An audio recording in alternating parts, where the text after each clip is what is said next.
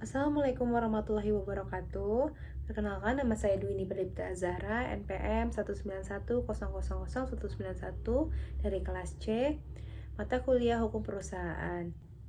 Dalam kesempatan kali ini, saya akan menjelaskan perseroan terbatas dalam ketentuan Omnibus Law. Omnibus Law atau Undang-Undang Cipta Kerja merupakan salah satu upaya Presiden Joko Widodo untuk menciptakan kemudahan berusaha dan mengatasi berbagai hambatan investasi dari sektor regulasi. Untuk mempermudah pelaku usaha dalam melakukan investasi, Undang-Undang Cipta Kerja menghapus, mengubah, dan menetapkan pengaturan baru dalam beberapa undang-undang. Salah satu fokus pembahasan yang diatur dalam Undang-Undang Cipta Kerja ini adalah penyederhanaan pendirian perseroan terbatas yang sebelumnya diatur dalam Undang-Undang Nomor 40 Tahun 2007 tentang Perseroan Terbatas. Berikut ini yang diuraikan dalam beberapa peraturan baru dalam mendirikan PT sesuai Undang-Undang Cipta Kerja.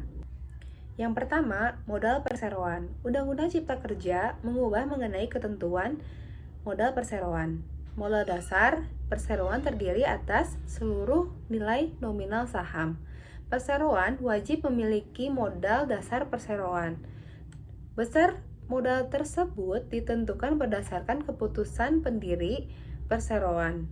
Sedangkan di dalam Undang-Undang Perseroan Terbatas disebut bahwa modal dasar perseroan paling sedikit yaitu 50 juta rupiah.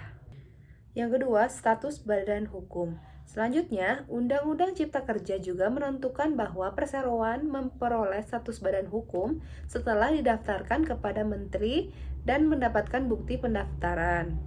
Hal tersebut diatur berbeda di dalam Undang-Undang Perseroan Terbatas yang menyatakan perseroan memperoleh status badan hukum pada tanggal diterbitkannya keputusan menteri mengenai pengesahan badan hukum perseroan.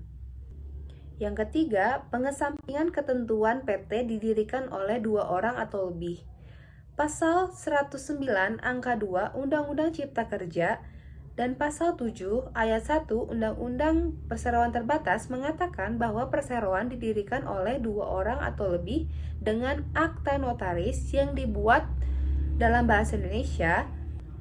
Undang-Undang Perseroan Terbatas mengatur bahwa ketentuan pendirian PT harus 2 orang atau lebih tidak berlaku bagi perseroan yang seluruh sahamnya dimiliki oleh negara atau perseroan yang mengelola bursa efek, lembaga keliling dan penjaminan, lembaga penyimpanan dan penyelesaian, dan lembaga yang sesuai dengan undang-undang tentang pasar modal. Melalui Undang-Undang Cipta Kerja, ketentuan tersebut ditambah dengan badan usaha milik daerah atau BUMD, badan usaha milik desa atau BUMDes, dan perseroan yang memenuhi kriteria untuk usaha mikro dan kecil. Yang keempat, perseroan yang memenuhi kriteria untuk usaha mikro dan kecil. Undang-Undang Cipta Kerja mensisipkan 10 pasal mengenai perseroan yang memenuhi kriteria untuk usaha mikro dan kecil.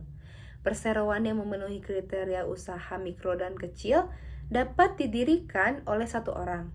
Pendiriannya dilakukan berdasarkan surat pernyataan pendirian yang didaftarkan secara elektronik kepada Kementerian Hukum dan Hak Asasi Manusia atau Kemenkumham. Pemegang saham dalam perseroan ini merupakan orang perseorangan dan hanya dapat didirikan sejumlah 1 dalam 1 tahun. Lebih lanjut lagi, pemerintah memberikan keringanan biaya kepada pelaku usaha mikro dan kecil dalam mendirikan PT. Pelaku usaha mikro dan kecil akan mendapat beberapa keuntungan jika mendirikan badan hukum, yakni akan memiliki akses yang mudah untuk memperoleh penjaminan modal usaha dari perbankan dan mudah dalam melakukan kegiatan ekspor barang produksinya ke luar negeri. Pemegang saham perseroan untuk usaha mikro dan kecil juga tidak bertanggung jawab secara pribadi atas perikatan yang dibuat atas nama perseroan dan tidak bertanggung jawab atas kerugian perseroan melebihi saham yang dimiliki. Sekian presentasi dari saya. Maaf apabila ada kekurangan. Wassalamualaikum warahmatullahi wabarakatuh.